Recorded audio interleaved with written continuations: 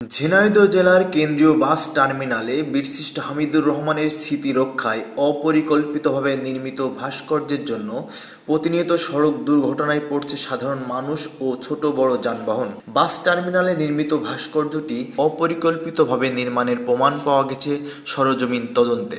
ঝিনাইদহ জেলার বাস টার্মিনালটি যথাক্রমে ঢাকা, যশোর, খুলনা, মেহেরপুর, চুয়াডাঙ্গা ও উত্তরবঙ্গগামী যানবাহনের সংযোগস্থল হিসেবেও পরিচিত। এরকম একটি গুরুত্বপূর্ণ স্থান অনেক জায়গা দখল করে ভাস্কর্য নির্মাণের কারণে এক পাশ থেকে অন্য পাশের গাড়ি দেখা যায় না, ফলে নিয়মিত ঘটছে মারাত্মক সড়ক দুর্ঘটনা। আর ভাস্কর্যের চারিপাশ হয়েছে মলমূত্র ও ময়লার ভাগাড়। ভাস্কর্যটি স্থানান্তরের দাবি জানিয়েছেন এলাকাবাসী ও যানবাহনের চালকেরা। বেশি ভালো হয়, কারণ ওই জায়গাটা দরকার না, এটা ক্লিয়ার থাকে, এখানে রাস্তা ক্লিয়ার থাকলে ভালো হয়। ভালো হয় আসলে ভাই, এটা যেহেতু চার রাস্তার মোড় এবং মেন রাস্তা হাইওয়ের সাথে সংযুক্ত, এর কারণে ওই পাশ থেকে যে গাড়িগুলো আসে দেখা যায় না।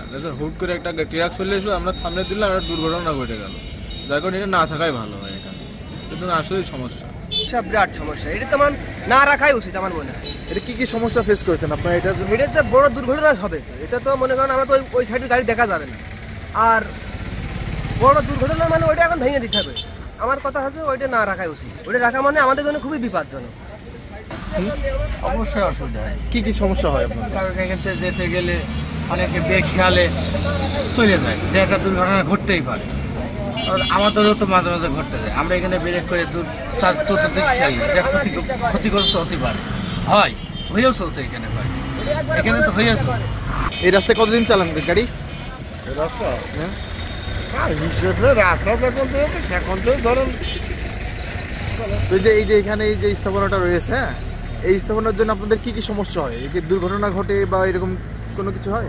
হ্যাঁ, এটার জন্য দেখা যাচ্ছে যে অনেক সময় গাড়ি মাড়ি হয়তো আসছে, অনেক সময় চালিয়ে আসলে হয়তো দেখা যাচ্ছে যে খেয়াল না করার গতিতে সমস্যা। এদের হিসেবে সরানোই ভালো, তার কারণে এদের জন্য ক্লিয়ার দেখা যায় না। পরিবহন আসে না, পরিবহন আসলি মানে ওরা আর ব্রেক করে না, আর ছোট গাড়ি দেখতে পায় না, আর মূলত এটা দরকারই আসে না। এটার জন্য বিরাট ক্ষতি আসছে চোখের সামনে। এটা মানে অন্তত আমার দেখার সাথে মানে 5টা মোটরসাইকেল, অন্তত 10-15টা ইজি বাইক আমার চোখেই দেখেছি, মানে মরা পথে একবারে। কপাল ভালো যে ব্রেক করেছে কন্ট্রোল। এই মূর্তিটার জন্য ওই রাস্তার গাড়ি যখন আসে, তখন আমরা যখন এই দিক দিয়ে যাই, তখন ওই গাড়িকে আমরা দেখতে পারি না, আর ওই গাড়ির বড় গাড়ির ড্রাইভারও আমাদের দেখতে পারে না। হঠাৎ করে সামনাসামনি ব্রেক হয়ে যায়, অনেক সময় অ্যাক্সিডেন্ট হয় ভাই। সেদিনও মোটরসাইকেল অ্যাক্সিডেন্ট হয়েছে। এই মূর্তিটার জন্য তো আসলেই সমস্যা, এই পাশের গাড়িগুলোও দেখাই যায় না। এখান থেকে সরাই দিলে তো অনেক মানে গাড়ি ঘোড়ার জন্য অনেক ভালো, কারণ এইটা বিনি কাজে, কোনো কাজেরই না। রাস্তা বানাই দিলে অনেক গাড়ি যেতে পারবে, কোনো জ্যাম হবে না। এই নতুন বাস টার্মিনালে যেই রাস্তার মাঝখানে যে স্থাপনাটা আছে, এইটা আসলে অনেকেই আমাকে জানিয়েছেন বা আমিও চেষ্টা করছি যে এইটার জন্য হয় কি, যে মাগুরার দিক থেকে যখন একটা যানবাহন এই দিকে আসে ঝিনাইদহর দিকে, তখন তিনি আরবপুর বাইপাস অর্থাৎ কুষ্টিয়া বাইপাসের দিক থেকে যে কোনো গাড়ি আসছে কিনা ওই স্থাপনাটার জন্য কিছুই দেখা যায় না।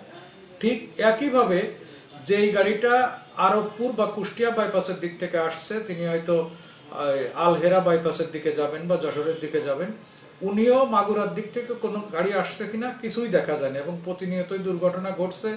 এবং এইটা রিয়েলি একটা বার্নিং ইস্যু, এবং সমস্ত স্টেক হোল্ডার ইতিমধ্যে বিষয়টি নিয়ে অবগত। কিন্তু একটা সমস্যা হয়ে গিয়েছে যে আপনারা জানেন যে এটা NR7 উইকেয়ার প্রজেক্টের আওতায় এই রাস্তাটা হচ্ছে। এই জন্য এই রাস্তাটা অলরেডি 22 সালে রোডসান হাইওয়েজ হ্যান্ড ওভার করছে উইকেয়ার প্রজেক্টের যে ঠিকাদার ম্যাক্স গ্রুপ তাদেরকে। এই জন্য রোডসান হাইওয়েজ এখানে কাজ করতে পারতেছেন না। তারপরেও সকলের দাবির প্রেক্ষিতে রোডসান হাইওয়েজ এবং বিভিন্ন স্টেক হোল্ডার চেষ্টা করেছিল ওই স্থাপনাটা ভাঙতে, কিন্তু স্থাপনাটা আসলে এত নিচ থেকে অনেক বড় ফাউন্ডেশন এবং শক্ত ফাউন্ডেশন দিয়ে তৈরি, যার কারণে কয়েকবারই এক্সকেভেটর নিয়ে এটা ফেল করছে। তো যাই হোক, আমরা আবারও যে সমস্ত স্টেক হোল্ডার আছে আপনার মাধ্যমে তাদের কাছে আবেদন জানালাম যে অবশ্যই এই জিনিসটার আশু সমাধান প্রয়োজন, নাহলে প্রতিনিয়তই দুর্ঘটনা ঘটছে, আরও প্রাণহানি হবে।